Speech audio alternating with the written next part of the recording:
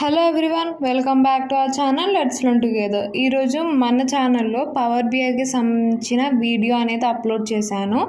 And power BI download ఎలా చేసుకోవాలి and దాన్ని ఎలా యూజ్ చేయాలి ఏంటనేది ఫుల్ వీడియో నేను క్రియేట్ చేసి మన ఛానల్లో ఇప్పుడే అప్లోడ్ చేశాను.